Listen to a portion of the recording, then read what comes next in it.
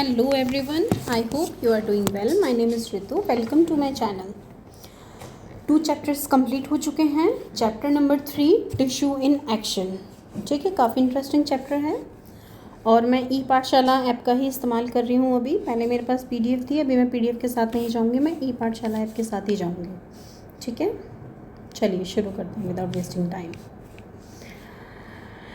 Life begin. देखिए, अगर हम ह्यूमन बींग्स की बात करें, किसी भी ऑर्गेनिज्म की बात करें, और वहाँ पे जब हम बात कर रहे होते हैं कि लाइफ की शुरुआत कैसे होती है, तो आप भी जानते हो कि वो एक सिंगल सेल से शुरुआत होती है और वही जो सिंगल सेल रहती है उसमें डिवीजन स्टार्ट होता है और जब वो डिवाइड होती है तो वो डिफरेंट टाइप की सेल्स में कन्वर्ट हो जाती है. उसी में ही डिवीजन हो रहा होता है. फॉर एग्जांपल, जैसे हम अपनी बॉडी में बात करें तो डिफरेंट टाइप की सेल्स होती हैं. जैसे हार्ट की अगर हम बात करें तो वहाँ पे कार्डिक सेल्स मिलेंगे आपको.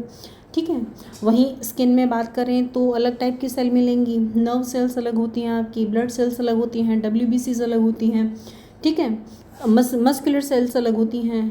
ठीक है, ओवम अलग है, स्पर्म अलग है. तो कहने का मतलब क्या है कि जो आपकी डिफरेंट टाइप की जो सेल्स हैं कहीं ना कहीं अल्टीमेटली उसी सिंगल सेल से मिलके बनी हुई हैं या उसी सिंगल सेल के डिवीजन से बनती हैं. यानी कि जब हमारी लाइफ स्टार्ट हो रही होती है तो हम क्या एक सिंगल सेल के फॉर्म में रहते हैं. ठीक है, आपकी बुक में भी देखिए क्या लिखा हुआ है कि life begin when a single cell divides itself several time to gives rise to a large number of cell. तो कहने का मतलब क्या है कि एक सिंगल सेल होती है, वो डिवाइड होती है किस में, लार्ज नंबर ऑफ सेल्स में. आगे हम बात करते हैं. देखिए,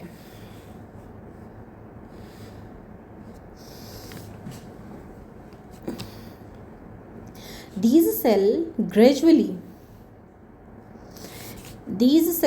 gradually form skin जो कि प्रोटेक्शन का काम करती है हमारी बॉडी में. मसल्स, बोन, नर्व्स जो कंट्रोल एंड कोऑर्डिनेशन का काम करती है, और बाकी सारे ऑर्गन्स. कहने का मतलब क्या है, वही सिंगल सेल बाकी के सेल्स में डिवाइड होती है. This process is so intricate that it is considered one of the nature's greatest engineering marvels. कहने का मतलब क्या है, ये जो इतनी पेचीदा होती हैं, ये जो सारी कहानी है, जो डिवीज़न है, ये पूरी जो मैकेनिज्म है, जो नेचर की ये बहुत ही प्यारी इंजीनियरिंग का बहुत प्यारा सा एग्जाम्पल है.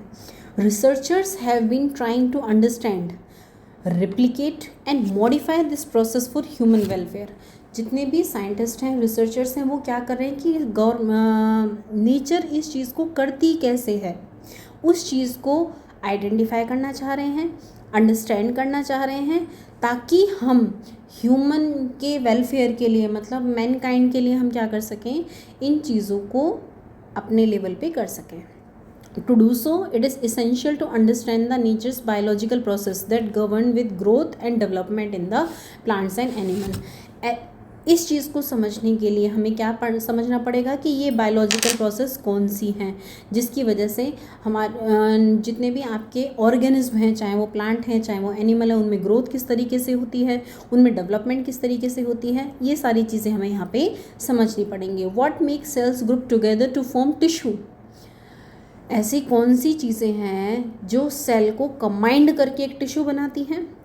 Y does some tissue grow throughout the life while other do not.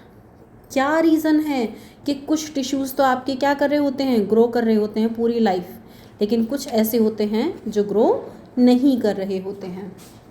ठीक है, चैप्टर 2 में जब हमने सेल पढ़ा था, जो बिल्डिंग ब्लॉक था लाइफ का, तो वहाँ पे भी मैंने आपको क्या बताया था कि जो सेल है वो स्ट्रक्चरल एंड फंक्शनल यूनिट होती है लाइफ की. बहुत सारी जो सेल हैं वो मिलके जब एक ऑर्गेनिज्म के अंदर काम करती हैं तो वो उस टाइप का जो ऑर्गेनिज्म है वो मल्टी सेल्यूलर ऑर्गेनिज्म कहलाता है. और मल्टी सेल्यूलर ऑर्गेनिज्म में एक प्रॉपर हायरार्की होती है. हायरार्की के साथ साथ वहाँ पे डिवीजन ऑफ लेबर देखने को मिलता है. डिवीजन ऑफ लेबर का मतलब क्या है कि जिंदा रहने के लिए जितनी भी प्रोसेसेस की रिक्वायरमेंट होती है, उन प्रोसेसेस में जो भी प्रोसेस होंगी वो अलग अलग ग्रुप करेंगे. फॉर एग्जांपल, अगर ह्यूमन बींग्स में बात करें तो सर्कुलेशन का काम सर्कुलेटरी सिस्टम कर रहा होगा, जो डिफरेंट टाइप के टिश्यूज़ से मिलके बना हुआ होगा. ठीक है, टिश्यूज़ क्या मतलब ऑर्गन से मिलके बना होगा, और ये ऑर्गन्स जो रहेंगे वो डिफरेंट टिश्यूज़ से मिलके बने हुए रहते हैं. ठीक है। तो यही कहने का मतलब क्या है, in all multi cellular organism there is a hierarchy of organization, उनकी बॉडी की ऑर्गेनाइजेशन की प्रॉपर हायरार्की होती है। Cells of similar type perform similar functions together to form a tissue और more than one type of tissue form a organ. कहने का मतलब क्या है, एक जैसे सेल एक जैसा मतलब मिलके क्या बनाएंगे, एक टिश्यू बनाएंगे, और एक से ज़्यादा टाइप के जो टिश्यूज़ हैं वो मिलके ऑर्गन बनाएंगे, कई सारे डिफरेंट ऑर्गन मिलके एक ऑर्गन सिस्टम बनाएंगे, मल्टीपल ऑर्गन सिस्टम्स मिलके एक ऑर्गेनिज्म बनाते हैं। अगर हम यूनिसेल्युलर ऑर्गेनिज्म की बात करें, जैसे अमीबा है जो कि सिंगल सेल्ड है, उसकी बॉडी में जितने भी फंक्शंस होते हैं वही सिंगल सेल परफॉर्म करती है। फंक्शंस में हम बात करें, चाहे रिप्रोडक्शन की बात करें, चाहे वो डाइजेशन की बात करें, चाहे वो एक्सक्रीशन की बात करें, ठीक है, चाहे एसिमिलेशन की बात करें, ये सारी की सारी जो प्रोसेसेस हो रही होती हैं वो उसी सिंगल सेल में हो रही होती हैं। समझ रहे हैं। तो कहने का मतलब क्या है कि जो यूनिसेल्युलर ऑर्गेनिज्म हैं वो सारे के सारे फंक्शन सेम सेल करती है, जबकि मल्टी सेल्युलर ऑर्गेनिज्म की बात करें वहाँ पे डिवीजन ऑफ लेबर होता है। ठीक है, जो डिफरेंट ग्रुप ऑफ सेल है वो डिफरेंट डिफरेंट फंक्शंस परफॉर्म करते हैं। ठीक है, ये देखिए, a tissue is a group of cell that work together to perform a specific function. तो टिश्यू क्या होता है, एक ग्रुप ऑफ सेल है जो क्या कर रहा है, एक स्पेसिफिक टाइप के फंक्शंस को परफॉर्म कर रहा होता है। ठीक है, the formation of different type of tissue leads to division of labour. तो ये क्या हो रहे होते हैं कि ये जो डिफरेंट टाइप ऑफ टिश्यूज़ हैं, अलग अलग तरह के जो टिश्यूज़ हैं, डिवीजन ऑफ लेबर को रेज करते हैं। ठीक है, जिससे होता क्या है कि कोई भी बॉडी है वो जो कॉम्प्लेक्स लाइफ प्रोसेसेस हैं उनको करने में इफ़िशियंट हो जाती हैं, मतलब उनको कोई प्रॉब्लम नहीं आती है। जैसे एक मान लीजिए कोई एक ऑर्गेनाइजेशन है, उस ऑर्गेनाइजेशन में सारे काम एक सिंगल इंसान करे या फिर उस काम को हमने डिवाइड कर दिया। इसको अच्छे से समझने के लिए आप इस तरीके से समझ सकते हो, जैसे आप सभी स्कूल में जाते हो, स्कूल में आपने देखा होगा एग्ज़ाम बनाने का कोई अलग काम कर रहा होगा, उसको टाइपिंग अलग टीचर कर रहे हैं, मतलब टाइपिंग के लिए टाइपिस्ट होंगे, फिर उसकी करेक्शन कोई और कर रहा होगा, टीचर्स कर रहे होंगे, फिर आप लोग एग्ज़ाम देते हो तो उन एग्ज़ाम की चेकिंग कोई और करेगा, रिज़ल्ट कोई और बनाएगा, उस रिज़ल्ट को एनालाइज करने का काम किसी और का होगा, हाँ या ना। तो ये आपके रिगार्डिंग काम हुए। उसी तरीके से अगर हम किसी ऑर्गेनाइजेशन में काम कर रहे बात कर रहे होते हैं तो देखा होगा ना, एडमिशन का काम कोई और देखेगा, डॉक्यूमेंटेशन का काम कोई और देखेगा, एडमिनिस्ट्रेटिव जो टास्क होते हैं वो कोई और देखेगा, प्लानिंग का काम किसी और का होगा, एक्टिविटीज़ प्लान करने हैं वो कोई और देखेगा, एकेडमिक के लिए एग्ज़ाम वगैरह प्लान कर रहे हैं वो कोई और देखेगा। अगर मान लीजिए ये सारे के सारे काम किसी एक ही इंसान को करने पड़े तो ये बहुत ज़्यादा टीडियस प्रोसेस हो जाता है, बहुत ज़्यादा मुश्किल हो जाएगा। तो कोई भी जो इंसान होगा इन टास्क को आसानी से नहीं कर सकता है। इसीलिए वहाँ पे भी हम क्या देखते हैं, division of labour. Division of labour का मतलब क्या है, काम का बट जाना। इसी तरीके से ह्यूमन बींग्स में अगर हम बात करें तो देखो, डाइजेशन डाइजेस्टिव सिस्टम कर रहा होगा, रिप्रोडक्शन रिप्रोडक्टिव सिस्टम कर रहा होगा, सर्कुलेशन सर्कुलेटरी सिस्टम करेगा। ठीक है, कंट्रोल एंड कोऑर्डिनेशन कौन करेगा, नर्वस सिस्टम करेगा। बॉडी मूवमेंट के लिए मस्कुलर सिस्टम और आपका स्केलेटन सिस्टम रिस्पॉन्सिबल होगा। उसी तरह अगर हम प्लांट्स में बात करें तो देखो, फूड का कंडक्शन कंडक्टिव टिश्यूज़ कर रहे होंगे, समझ रहे हैं, रिप्रोडक्शन अलग अलग काम कर रहे होंगे, फ्लोएम एंड जाइलम अलग अलग काम कर रहे होंगे। तो कहने का मतलब क्या है, जितने भी आपके मल्टी सेल्युलर ऑर्गेनिज्म हैं उन सभी में हमें डिवीजन ऑफ लेबर देखने को मिलता है। अब यहाँ पे एक बहुत प्यार देखो, इन्हें एग्जाम के थ्रू समझा रहे हैं। For example, in animals muscle tissue enables movement and nervous tissue carries messages to the different part of the body. Muscular tissues movement में हेल्प कर रहे होंगे, वहीं जो नर्वस टिश्यू हैं वो मैसेजेस को एक जगह से दूसरी जगह पास करने में हेल्प कर रहे होंगे। जबकि हम वहाँ प्लांट्स की बात करें तो प्लांट्स क्या कर रहे होते हैं, जैसे जाइलम एंड जो फ्लोएम है, जाइलम क्या कर रहा होगा, वाटर एंड मिनरल्स को ट्रांसपोर्ट कर रहा होगा, बल्कि जो फ्लोएम है वो फूड को ट्रांसफ़र करने में काम करता है। समझ रहे हैं। तो कहने का मतलब क्या है कि जो अलग अलग टिश्यूज़ हैं वो अलग अलग काम कर रहे होते हैं। Done. How is the study of cell and tissue significant for understanding the life processes and human welfare, man welfare? कहने का मतलब क्या है, टिश्यू और सेल को पढ़ने की क्यों ज़रूरत है, ये किस तरीके से ह्यूमन वेलफेयर में मदद करते हैं। एक चीज़। Number 2, how are tissues in animals and plants are different, कैसे डिफरेंट हैं और क्यों डिफरेंट है। डिवीजन ऑफ लेबर होता है, वो अलग अलग लेवल के जो ऑर्गेनिज्म हैं उनमें क्या अलग अलग होगा, क्या उनके स्ट्रक्चर पे भी डिपेंड करेगा। ये सारी चीज़ें हमें इस चैप्टर में पढ़नी है।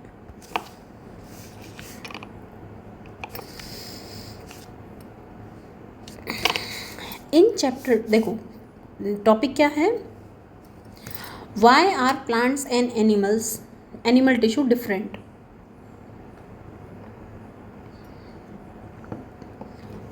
एनिमल्स का और प्लांट्स का जो टिश्यू रहते हैं वो डिफरेंट होते हैं।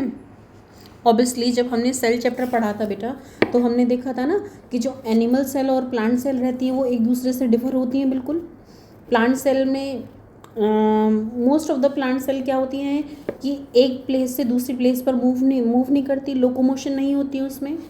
अगर आपको मैं बता दूं, लोकोमोशन अगर आपको नहीं पता है तो लोकोमोशन क्या होता है, जब ऑर्गेनिज्म एक जगह से दूसरी जगह मूव करता है।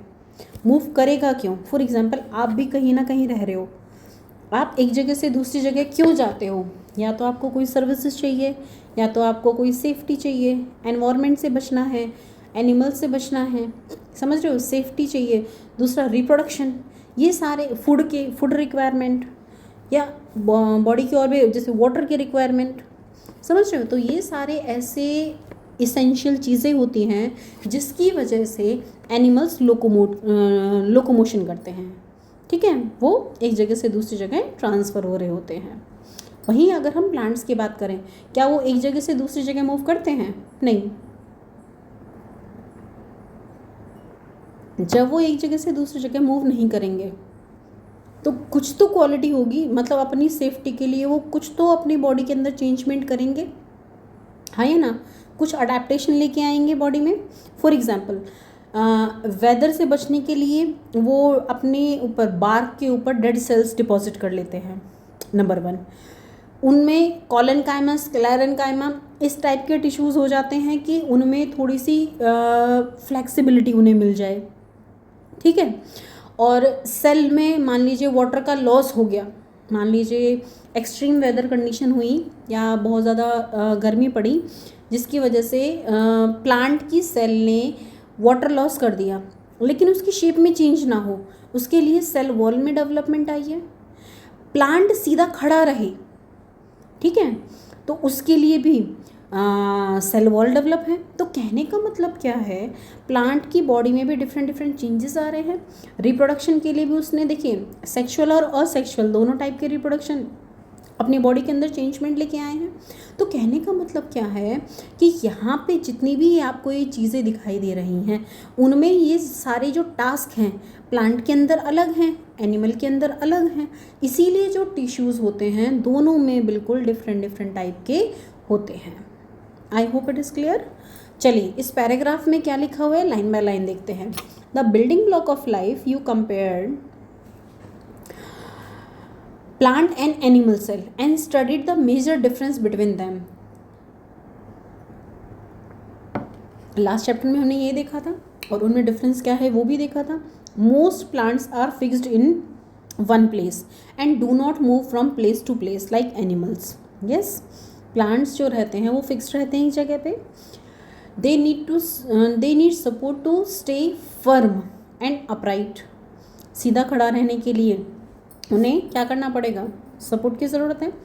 Plant cell have a cell wall that provide them rigidity and strength. मैंने अभी ये बताया था कि प्लांट के पास क्या होती है, सेल वॉल होती है जो उनको रिजिडिटी देने का काम करती है और स्ट्रेंथन करने का भी काम कर रही होती है।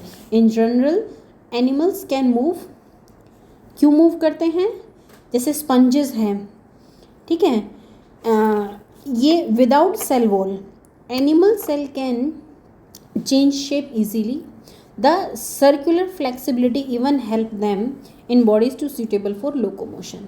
तो कहने का मतलब क्या है कि यहाँ पे इन्होंने स्पंजेस का एग्जाम्पल ले लिया है, ठीक है, वहाँ पे रिजिड सेल नहीं होती हैं, सेल वॉल नहीं होती हैं।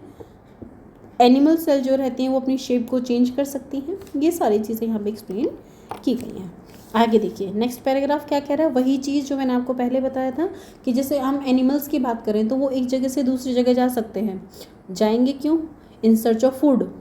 लेकिन प्लांट ने अपने अंदर क्या मैकेनिज्म डेवलप करी है कि वो एक ही जगह रह के क्या कर सकता है, फोटोसिंथेसिस कर सकता है, और उसके लिए उन्होंने स्पेशल टिश्यूज डेवलप किए हुए हैं, दैट इज क्लोरोप्लास्ट। हाँ है ना।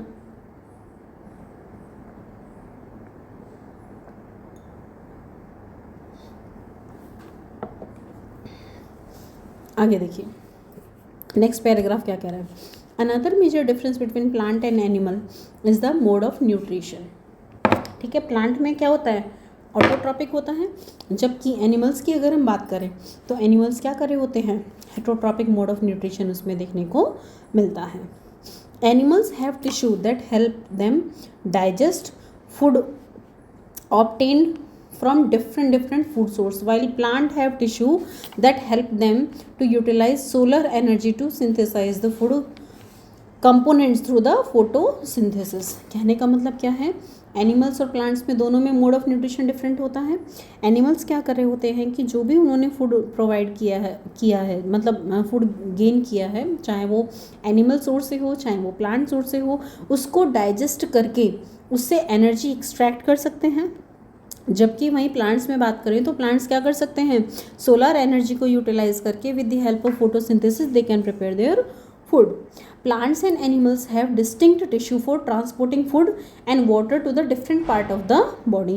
चाहे हम प्लांट्स की बात करें चाहे एनिमल्स की बात करें, इस फूड के और वाटर के ट्रांसपोर्टेशन के लिए बॉडी में अलग अलग पार्ट्स होते हैं। ह्यूमन बींग्स में बात करें या एनिमल्स में बात करें तो जो सर्कुलेटरी सिस्टम होता है, circulatory system that is blood में ये डाइजेस्टेड फूड ट्रांसफ़र होता है। ठीक है, ब्लड के साथ ही ट्रांसफ़र होता है, हर एक सेल तक पहुंचता है।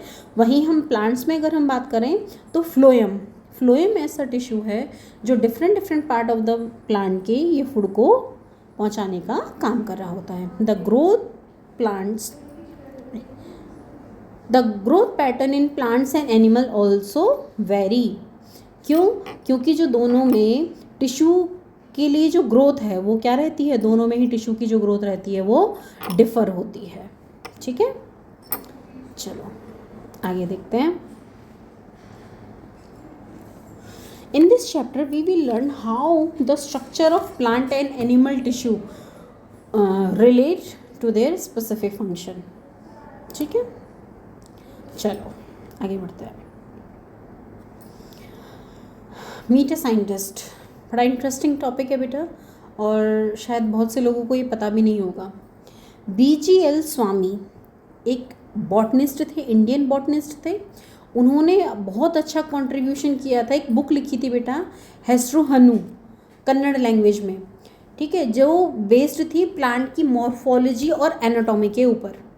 ठीक है, इसमें इन्होंने साइंस का, स्टेयर्स का और कल्चर का एक ब्लेंड दिखाया है, और इस बुक में उन्होंने डिस्क्राइब किया है कि किस तरीके से बॉटनिकल एक्सकर्शंस होते हैं फॉरेस्ट के, जो वेस्टर्न घाट हैं स्पेशली उनके, और किस तरीके से जो प्लांट्स हैं वो हमारे लिए ट्रेजर का काम करते हैं, उनको किस तरीके से यूटिलाइज कर सकते हैं, प्लांट्स को हम किस तरीके से कंजर्व कर सकते हैं, बॉटनिकल फोक रोल्स क्या होते हैं, उनके मिथ्स क्या हैं, इन सारी चीज़ों के बारे में इसमें एक्सप्लेन किया गया है। इवन ये जो बुक थी उसे केंद्रीय साहित्य अकेडमी अवार्ड से भी नवाजा गया था। कब? 1978 में। तो काफ़ी इम्पोर्टेंट बुक है, पढ़ना। हो सकता है इसके ऊपर कुछ क्वेश्चंस आ जाएं, आपको मिल जाएं। ठीक है, NCERT की बेटा एक एक लाइन काफ़ी इम्पोर्टेंट होती है, किस लाइन से कैसा क्वेश्चन बन जाए हम नहीं कह सकते हैं। ठीक है, देखिए अब हम शुरू करते हैं टिश्यू के बारे में। एक चीज़ समझिएगा कि जैसे ह्यूमन बींग्स में बात करें तो देखो हमारी जो स्किन टिश्यू है वो स्पेसिफिक टाइप की है। ठीक है, स्किन टिश्यू स्पेसिफिक रहेगी, लेकिन क्या स्टार्टिंग में स्किन रही थी? देखो हाँ, जब हमने जन्म लिया तब से हमारी स्किन के ही फॉर्म में रहती है। लेकिन अगर हम प्लांट्स में बात करें तो जब प्लांट्स एक ग्रो कर रहा होता है तो जो स्टार्टिंग में जो टिप के जो टिश्यूज़ होते हैं वो सभी सिमिलर टाइप के होते हैं। धीरे धीरे धीरे धीरे उनमें क्या हो रहा होता है, उनके फंक्शंस स्पेसिफिक होने लगते हैं। फॉर एग्जांपल एक टिश्यू ए है, एक टिश्यू बी है, डेवलपमेंट तो उनका एक साथ हो रहा होगा लेकिन उनके फंक्शंस अभी अलग नहीं हुए हैं। वो लगभग सारे से फंक्शन कर रहे होते हैं, लेकिन जब उनके फंक्शंस स्पेसिफिक हो जाते हैं, स्पेसिफिक होने के बाद क्या होता है, फिर सिर्फ वो थ्रू आउट द लाइफ वही फंक्शन करेंगे। इस प्रोसेस को हम बोल रहे होते हैं डिफरेंशिएशन। क्या बोल रहे हैं, डिफरेंशिएशन। तो ग्रोथ इन द प्लांट की जब हम बात करेंगे तो सबसे पहले हम देखते हैं कि जो ग्रोथ होती है या तो रूट की टिप बढ़ती है या उसकी ग्रिथ बढ़ती, ग्रिथ मतलब मोटाई बढ़ती है, या फिर आपने देखा होगा ब्रांच को अगर हम कोई कट कर दे, कोई एनिमल या कोई हम उसे कट कर देते तो ब्रांच वापस से रीग्रोथ कर जाती है। समझ रहे हैं। तो इस तरीके से हम देखते हैं यूजुअली प्लांट में जो टिश्यूज़ होते हैं वो 2 टाइप के होते हैं, मेरिस्मेटिक टिश्यू, ठीक है। नंबर 1 आता है मेरिस्मेटिक टिश्यू। लेकिन सबसे पहले मैं ऊपर वाले पैराग्राफ में एक्सप्लेन कर देती हूँ क्या लिखा हुआ है। ये तो मैंने बेसिक बताया था कि देखो 2 टाइप के टिश्यू होते हैं, एक जिनमें कॉन्टिन्यूसली डिवीजन होता रहता है, ठीक है। तो वो जो टिश्यू रहते हैं वो रहते हैं मेरिस्मेटिक टिश्यू, या उसे मेरिस्मेटम भी बोलते हैं, जिसमें आपका एपिकल आएगा, एक्सिलरी आएगा, और भी आएंगे आगे। 3 टाइप के देखोगे आप। फिर एक होते हैं जिनमें डिवीजन नहीं होता है, एक बार वो डिवाइड हो गए, उनका फंक्शन फिक्स हो गया, फिर उनमें डिवीजन नहीं होगा थ्रू आउट द लाइफ, ठीक है। उसमें स्क्लेरेंकाइमा, कोलेनकाइमा, पैरेन्काइमा ये आते हैं, वो हम आगे पढ़ेंगे। तो पहले देख लेते हैं ये पैराग्राफ क्या कह रहा है। You must have observed that a small seedling grow into a tall tree.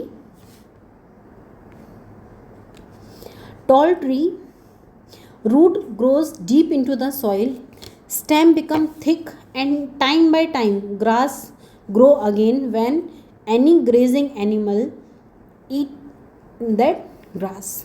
कहने का मतलब क्या है, आपने ये सारे चेंजमेंट प्लांट्स में देखे होंगे।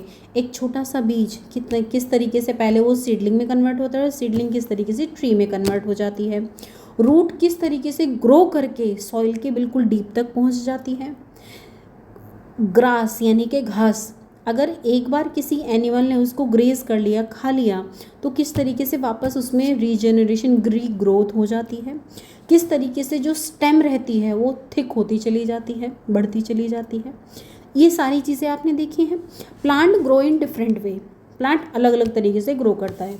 Stem and depth of the root, stem length जब बढ़ती है तो देखो मान लीजिए अगर ये प्लांट है, रूट नीचे की तरफ ग्रो करती है और जो प्लांट की हाइट है वो ऊपर की तरफ ग्रो करती है।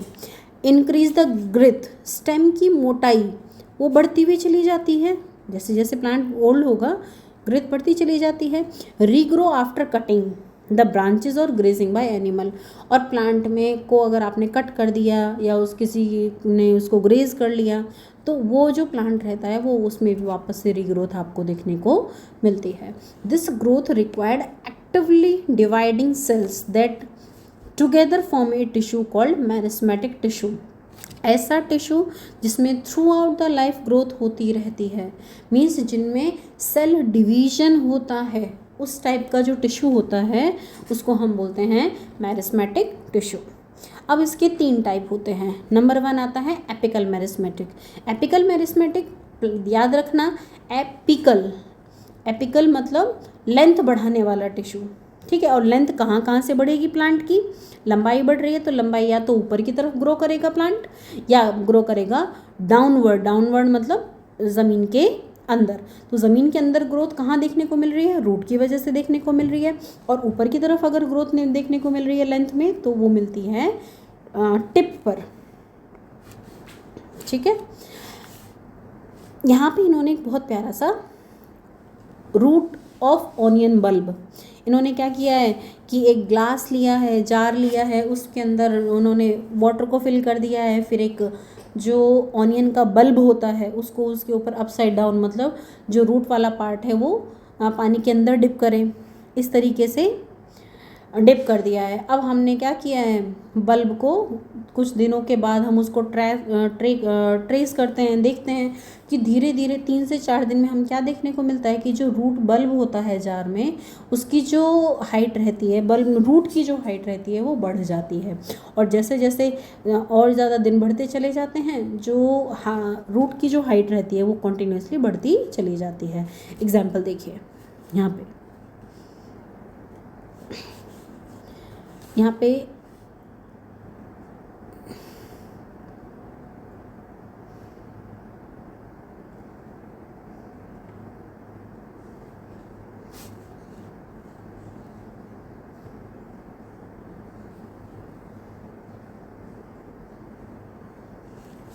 यहाँ पे ऑब्जर्वेशन लिखने के लिए कह रहे हैं। ये देखिए 2 जार हैं, रूट की हाइट को मेज़र करने के लिए कह रहे हैं, देख रहे हैं। First day, second day, third day, fourth day, इस तरीके से 7 डे तक उन्होंने इसको ट्रैक किया है। तो हमें क्या देखने को, ग्राफ ऐसे देखने को मिलता है, सॉरी ये देखो, when what trend do you observe in the data record in the table. जिसमें हमने कॉन्टीन्यूस, जार ए में अगर हमने कॉन्टीन्यूस पानी रखा हुआ है तो उसकी जो ग्रोथ है वो इस तरीके से देखने को मिलेगी। बी में जिसमें पानी हमने रिप्लेनिश नहीं किया है, उसमें एक सर्टेन टाइम तक तो ग्रोथ होगी, फिर वापस से वो एक जैसी ही बनी रहेगी। ठीक है, आगे देखिए।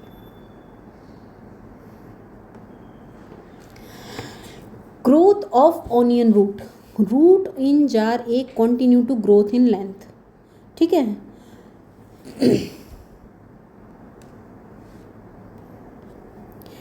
क्या यहाँ पे आपको कुछ चीज़ें समझ में आई हैं? देखो एक्सपेरिमेंट फिर से समझने की कोशिश करो बेटा। जार ए, जार ए, जार बी, 3 दिन तक पानी के अंदर रखी हमने टिप। 4th डे या 5th डे हमने क्या किया, जो ये वाला जार था उसकी रूट को 1 सेंटीमीटर कट कर दिया। कट करने के बाद अब हम 3 से 4 दिन बाद वापस इनको ऑब्ज़र्व कर रहे हैं। ठीक है, हमने जब उसको ऑब्ज़र्व किया तो देखो फर्स्ट जो था हमारा उसमें तो कॉन्टीन्यूस ग्रोथ हमें देखने को मिल रही थी। जो जार बी था उसमें एक टाइम तो ग्रोथ देखने को मिली, फिर उसके बाद उसकी हाइट में हमें कोई चेंजमेंट देखने को नहीं मिला। बात समझ रहे हैं? अब देखो नेक्स्ट लाइन क्या कह रही है, बड़ा इंपॉर्टेंट है, ध्यान से देखना। Root in jar A continuous grow in the length.